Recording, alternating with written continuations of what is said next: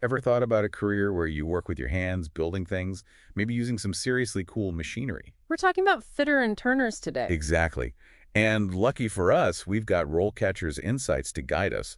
They've got this awesome career guide that breaks it all down. It's really comprehensive, covers everything from the day-to-day tasks to how tech is changing the game. Yeah, that 3D printing thing caught my eye. I'm really curious about that. It's huge in this field, and we'll definitely get to that. Cool, cool. So first things first, let's get down to the basics. What does a fitter and turner actually do all day?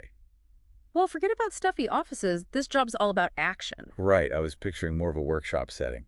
Am I on the right track? Absolutely. Imagine a place humming with activity, machines whirring, maybe a bit of clang as metal meets metal. You're working with lathes, milling machines. It's a symphony of industrial might. Sounds intense. And what are they using all that heavy equipment for? They're shaping metal into all sorts of intricate parts. It takes real skill. So like taking a raw chunk of steel and turning it into, I don't know, a gear for a giant machine or something. Exactly. Or components for engines, tools, you name it. If it's made of metal, a fitter and turner is probably involved somewhere in the process. Wow, so it's precision work. Oh, absolutely. And they're not just working with any metal either. It could be steel, aluminum, even titanium. Each one has its own quirks, the way it reacts to heat and pressure. Sounds like you need a good understanding of material science. It's essential. And you can't forget those incredibly detailed blueprints. They're like the instruction manual for each piece. Ah, those technical drawings.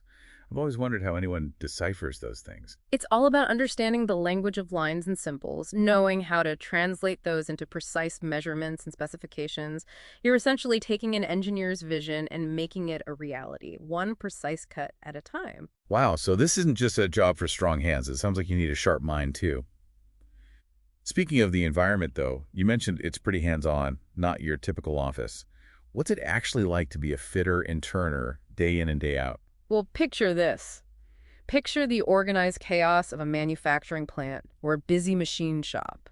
You know, the air buzzing with activity. Yeah, that sounds pretty spot on from what you've said so far. It's a symphony of sounds, machines whirring, the clang of metal on metal. Definitely not the quietest of work environments. You'd want to make friends with earplugs, that's for sure. And safety glasses, gloves, all that good stuff. Speaking of, the guide mentioned something about hazardous materials. What's the deal with that? Right. So depending on what metals you're working with, there's always a potential for exposure to some not so friendly stuff. Okay, that makes sense. So it's not all just cool tools and building things. There are some risks to be aware of. Absolutely. Safety is a big deal in this field, but it's definitely something to keep in mind if you're thinking about this career. For sure, for sure. So we've painted a pretty vivid picture of the work environment, but let's talk about the job itself now. What does the guide say about the upsides of being a fitter and turner? Well, job stability is a big one. The guide really emphasizes that. Meaning these skills are always in demand. Exactly. Companies will always need people who can build and fix the machines that keep everything running. Makes sense.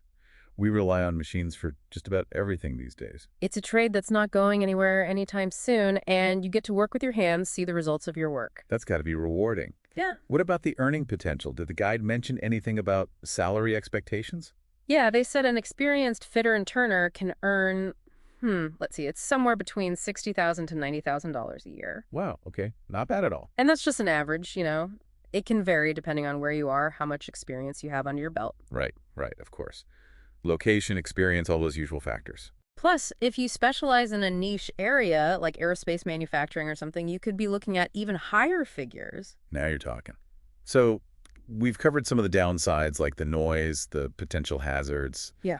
Anything else that people should consider before jumping into this field? Well, the guide does mention it can be physically demanding. Yeah, I imagine you're on your feet a lot, maybe doing some heavy lifting. Exactly. It's not exactly a desk job. Not that there's anything wrong with desk jobs, but it's good to know what you're getting into. Right. You got to be prepared to put in the physical work.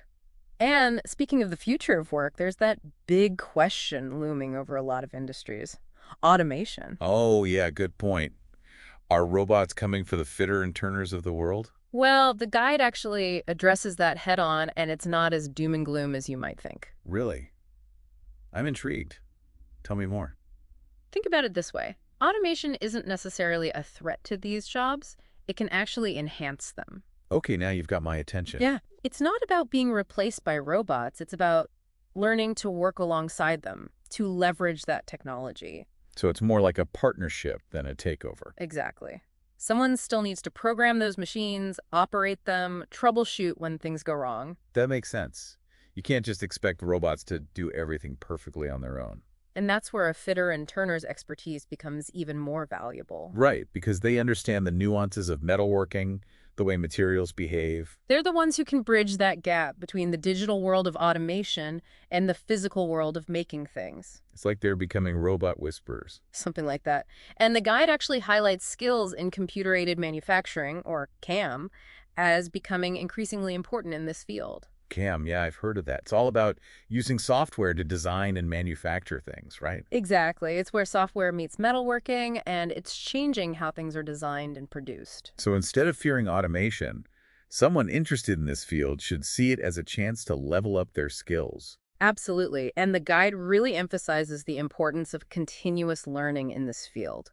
Technology is always evolving, so a fitter and turner needs to evolve with it. It sounds like embracing new tech is crucial for staying ahead of the curve. It's essential. Taking those advanced courses, staying updated on the latest techniques, that's how you thrive in this career. Makes sense. So it's not just a job, it's a commitment to lifelong learning.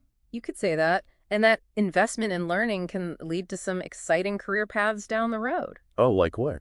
Well, the guide mentions that a lot of fitter and turners, as they gain experience, they move into supervisory or management roles. So you start out shaping metal, and you could end up shaping the entire workshop. Exactly. It's a career with real potential for growth. So let's say someone's hearing all this and thinking, all right, sign me up, where do I start? What's the typical entry point for a fitter and turner? Well, you're not just going to jump right into running a machine shop. Right. Right. It's not exactly an entry-level position. The guide talks about apprenticeships being the standard way to get your foot in the door. Ah, so you learn the ropes from the pros, get that hands-on experience. Exactly. It's like a paid education. You're earning while you learn. Makes sense. You're getting familiar with the tools, the materials, the whole environment. Plus, you're building up those all-important connections in the industry. Mentorship, networking, all that good stuff. Mm-hmm. Did the guide happen to mention anything about education requirements? Like, do you need a specific degree to even get into an apprenticeship? Let me think.